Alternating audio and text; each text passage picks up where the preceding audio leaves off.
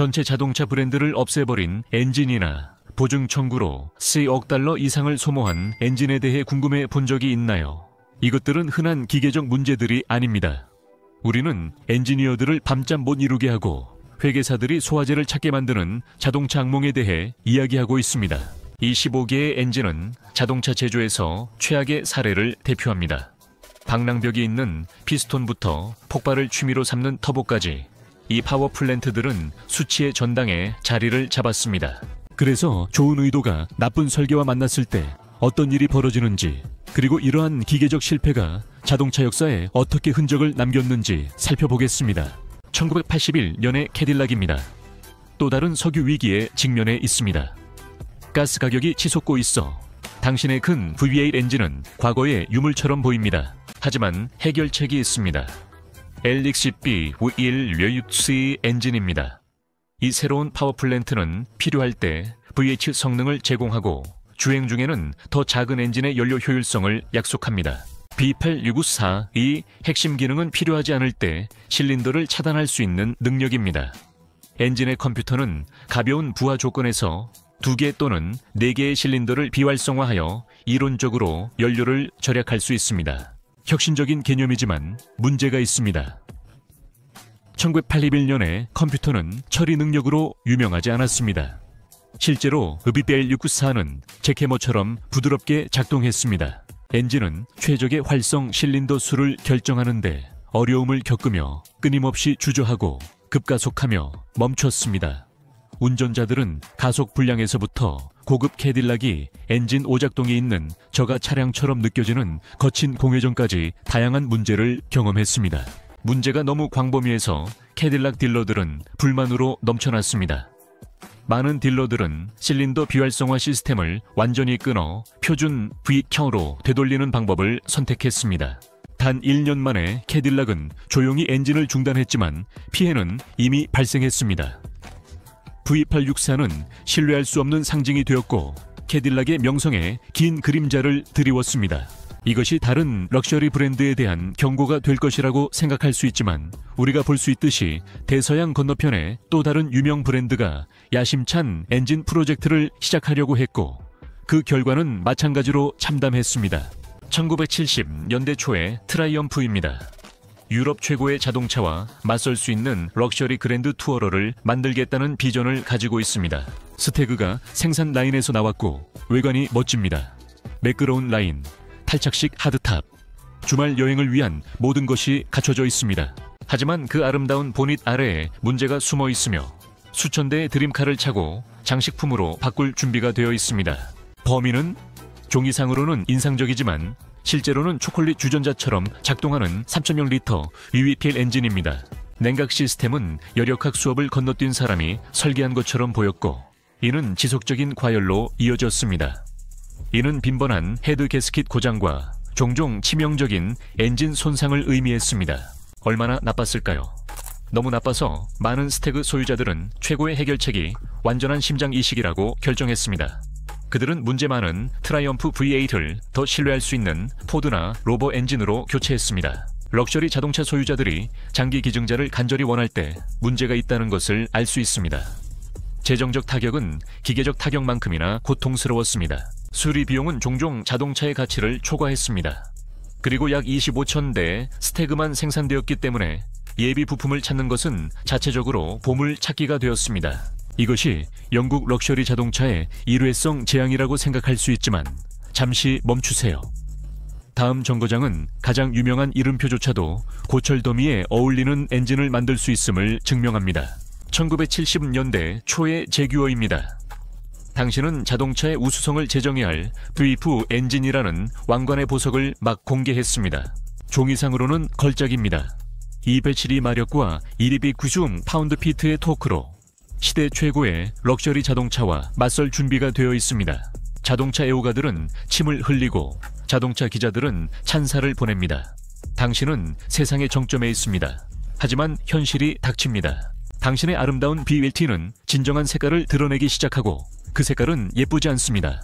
과열은 너무 흔해서 제규어 소유자들은 자신들이 실수로 이동식 사우나 클럽에 가입한 것이 아닌지 궁금해하기 시작합니다. 엔진은 관리가 잘 안 된 수영장보다 더 많은 액체를 누출합니다. 그리고 전기 시스템. 런던의 일기 예보만큼이나 신뢰할 수 없습니다. 수리 비용은 지갑을 울게 만들 정도입니다. 우리는 차를 고칠까 아니면 럭셔리 휴가를 갈까 수준의 비용을 이야기하고 있습니다. 제규어의 명성은 낙하산 없는 스카이다이버보다 빠르게 추락했습니다. 판매량은 급감했고 1980년대까지 제규어는 심각한 재정적 어려움에 처했습니다. 주력 엔진이 당신을 길가에 버려두는 경향이 있다는 것은 성공적인 비즈니스 전략이 아닙니다. 그래서 당신은 확실히 현대 엔진은 더 신뢰할 수 있겠지 라고 생각하고 있을 것입니다. 자, 모자를 꽉 잡으세요. 다음 정거장은 21세기에도 최첨단 기술이 최첨단 문제로 이어질 수 있음을 증명하는 최근의 재앙을 포함합니다. 2006 년의 마츠다를 상상해보세요. 당신은 막 2.3리터 DC 터보 엔진을 출시했고 사람들의 시선을 사로잡고 있습니다. 이 파워플랜트는 연료 효율성과 성능을 향상시키기 위한 직분사 기능을 갖춘 기술적 경이로움입니다. 자동차 잡지들은 그 부드러운 출력 전달과 인상적인 출력에 대해 칭찬을 멈추지 않습니다. 마츠다 경영진은 자신들이 자동차 금광을 발견했다고 확신하며 기분이 좋습니다. 하지만 현실은 터진 게스키처럼 닥칩니다. 소유자들은 새로운 터보차저 마츠다에 문제가 있다고 보고하기 시작합니다. 엔진은 놀라운 속도로 고장나고 있으며 운전자들은 비싼 수리와 더 비싼 종이 무게 사이에서 선택해야 합니다. 우리는 이 차들을 도로에 유지하기 위해 수천 달러를 이야기하고 있습니다. 그것만으로도 충분하지 않다면 마츠다는 체크 엔진 라이트라고 말하기도 전에 기술 서비스 공지를 발행하기 시작합니다. 오일 소비 문제, 네, 성능 문제, 물론입니다. 이것은 모든 칸이 돈이 드는 자동차 빙고 게임과 같습니다. 결과는 신속하고 잔인했습니다.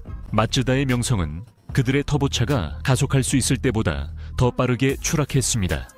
고객 만족도는 급락했고 터보차 모델의 판매는 스키 슬로프, 즉 내리막길을 닮기 시작했습니다. 마츠다가 성능차의 빅리그에 진입할 티켓이 될 것으로 예상했던 것이 새로운 기술을 시장에 서두르는 위험에 대한 경고 이야기가 되었습니다. 그래서 당신은 미국 브랜드가 엔진에 관해서는 잘 하고 있을 것이라고 생각하고 있습니까? 자, 현실 점검을 준비하세요. 다음 정거장은 당신이 그 가정을 재고하게 만들 수 있는 V6를 포함합니다. 당신은 90년대 후반의 크라이슬러입니다. 당신은 막 중형차를 위한 현대적이고 효율적인 2.7리터 V6를 도입했습니다. 세브린과 인트레피드 같은 인기 모델에 동력을 공급하고 있습니다. 모든 것이 좋아 보입니다. 소유자들이 이상한 점을 알아차리기 전까지는 말입니다. 그들의 엔진은 두꺼운 엔진을 죽이는 슬러지를 개발하고 있습니다. 범인은 설계 결함의 완벽한 폭풍입니다.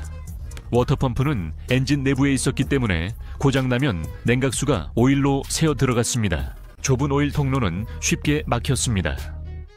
얼마 지나지 않아 엔진은 좌우로 고장나기 시작했고 소유자들이 차를 갚기도 전에 고장나는 경우가 많았습니다. 얼마나 나빴을까요?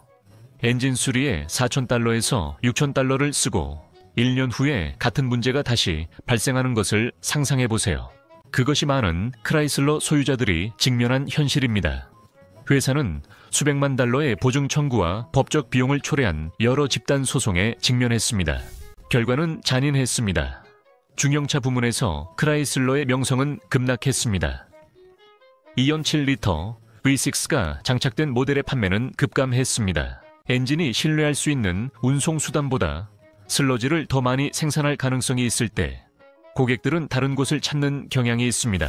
그래서 당신은 일본 브랜드가 엔진에 관해서는 잘 하고 있을 것이라고 생각하고 있습니까? 자, 다음 정거장은 당신이 그 가정을 재고하게 만들 수 있는 떠오르는 해의 나라에서 온 터보 문제를 포함합니다. 당신은 스바루의 2.5리터 터보 엔진이 랠리에서 유리한 성능을 거리로 가져올 것이라고 생각했습니다. 글쎄요, 그것은 했습니다.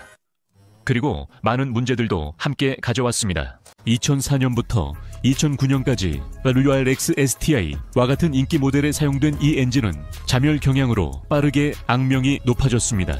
헤드 게스킷 고장은 너무 흔해서 스바루 소유자들은 그것을 성가신 통과 의뢰로 취급하기 시작했습니다. 엔진의 오일에 대한 갈증은 전설적이었고 소유자들을 아마추어 딥스틱 독자로 만들었습니다. 헤드 게스킷 교체 수리 비용은 종종 $3,000에 달했으며 문제를 일찍 발견한 경우에만 그렇습니다. 너무 오래 방치하면 새 엔진을 쇼핑해야 할 수도 있습니다. 하지만 기다리세요. 더 있습니다. 특히 수정되거나 많이 사용된 차량에서 링랜드 고장은 고성능 꿈을 매우 비싼 종이 무게로 바꿀 수 있습니다. 갑자기 그 도로 합법 랠리카는 도로보다 리프트에서 더 많은 시간을 보내고 있었습니다. 스바루의 명성은 급락했습니다. 신뢰성과 성능으로 유명한 브랜드는 애호가들 사이에서 신뢰 위기에 직면했습니다. 그들은 나중에 헤드 게스킷 설계를 수정하고 냉각 시스템을 개선하여 문제를 해결하려고 했습니다. 하지만 많은 소유자들에게는 엔진과 브랜드에 대한 신뢰 모두에 손상이 있었습니다. 그래서 당신은 독일 엔지니어링이 신뢰성의 정점이라고 생각하고 있습니까? 자, 다음 정거장은 심지어 정밀함에도 대가가 있음을 증명하는 바바리안 실수를 포함합니다. 당신은 90년대 후반의 폭스바겐입니다. 당신은 막 새로운 1.8리터 터보 엔진을 출시했고 그것은 빠르게 당신의 라인업의 중심이 되고 있습니다. 그것은 스포티한 골프에서부터 럭셔리한 아우디까지 모든 것에 동력을 공급하고 있습니다. 당신은 자신에 대해 꽤 좋게 느끼고 있지만 그때 문제가 시작됩니다. 소유자들은 그들의 엔진이 사막에서 낙타가 물을 마시는 것보다 더 빨리 오일을 소비하고 있다는 것을 알아차리기 시작합니다. 우리는 1000마일마다 쿼트의 오일을 마시는 채에 대해 이야기하고 있습니다. 그것은 오일 소비율이 아니라 오일 중독입니다. 엔진은 오일 슬러지를 개발하는 나쁜 습관이 있었습니다. 그 작은 오일 통로, 그것들은 대학 기숙사의 샤워 배수구보다 더 빨리 막히고 있었습니다. 그리고 폭스바겐이 자랑스러워했던 그 연장된 오일 교환 강력, 그것들은 재앙의 무대를 설정하고 있었습니다. 상황을 더 악화시키기 위해 타이밍 벨트는 조기에 고장나는 경향이 있었습니다. 고장나면 수리 비용은 종종 수천 달러에 달했습니다. 그것은 엔진이 자멸하도록 설계된 것 같았습니다. 결과는 잔인했습니다. 폭스바겐과 아우디의 신뢰성에 대한 명성은 급락했습니다. 그들은 보증 청구와 집단 소송의 폭격에 직면했습니다. 정확한 비용, 독일 회계사조차도 식은땀을 흘리게 만들 정도였습니다. 그래서 당신은 미국 브랜드가 디젤 엔진에 관해서는 잘 하고 있을 것이라고 생각하고 있습니까? 자, 다음 정거장은 복잡한 트럭 파워 플랜트에 관한 포드 엔진을 포함합니다. 2003년에 포드를 상상해 보세요. 당신은 막 집을 견인할 수 있을 만큼 강력한 디젤 엔진을 공개했습니다. 하지만 그 강력한 엔진이 당신의 가장 큰 두통이 되어 좌절한 소유자들과 수십억 달러의 소송을 남긴다면 어떨까요? 606리터 파워 스트로크 디젤에 사게 오신 것을 환영합니다. 더 많은 토크는 더 많은 문제를 의미했습니다. 포드의 690리터 파워 스트로크는 트럭 엔진의 왕이 될 예정이었습니다. 인상적인 토크 수치와 최첨단 기술로 그것은 처음에는 트럭 애호가들과 비평가들을 사로잡았습니다. 하지만 소유자들이 마일리지를 쌓기 시작하면서 엔진의 어두운 면이 드러났습니다. 문제 목록은 정비사의 악몽처럼 읽혔습니다. 결함 있는 연료 인젝터에서 오일 쿨러 고장까지 문제는 끝이 없어 보였습니다. 소유자들은 지역 포드 딜러십 서비스 부서와 이름을 부르는 사이가 되었고 그 방문은 저렴하지 않았습니다. 주요 수리 비용은 수천 달러에 달했으며 일부 운이 나쁜 운전자들은 중고차 가격에 필적하는 청구서를 받았습니다. 이러한 수리의 빈도는 놀라웠습니다. 한 소유자는 나는 이 트럭을 일하기 위해 샀지만 그것은 작업 현장보다 정비소에서 더 많은 시간을 보냈습니다. 라고 한탄했습니다. 그것은 마치 돈을 블랙홀에 던지는 것 같았습니다.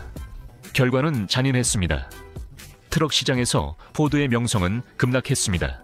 그들은 수많은 소송에 직면했으며 엔진 제조업체인 나비스타와의 격렬한 법적 싸움을 포함했습니다. 재정적 타격은 엄청났으며 보증 청구와 법적 비용으로 포드는 수억 달러의 비용을 지불했습니다. 그래서 당신은 제너럴 모터스가 포드의 실수에서 배웠을 것이라고 생각하고 있습니까?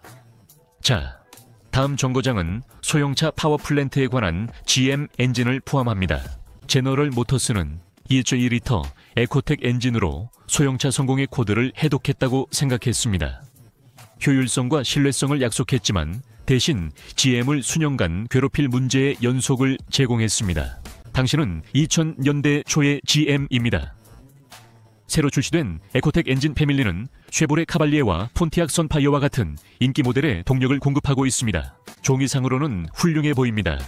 현대적이고 효율적인 스키통 엔진으로 소형차를 경쟁력 있게 유지해야 하지만 그 반짝이는 밸브 커버 아래에는 문제가 숨어 있습니다. 이 2리터 에코텍은 자멸에 대한 재능을 가지고 있었습니다.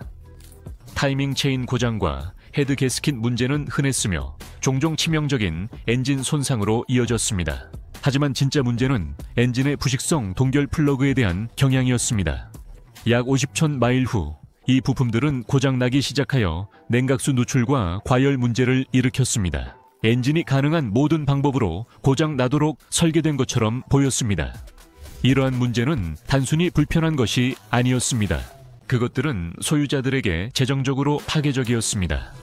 많은 엔진이 100,000마일에 도달하기 전에 고장나서 운전자들에게 $2,000를 초과할 수 있는 수리 비용을 남겼습니다.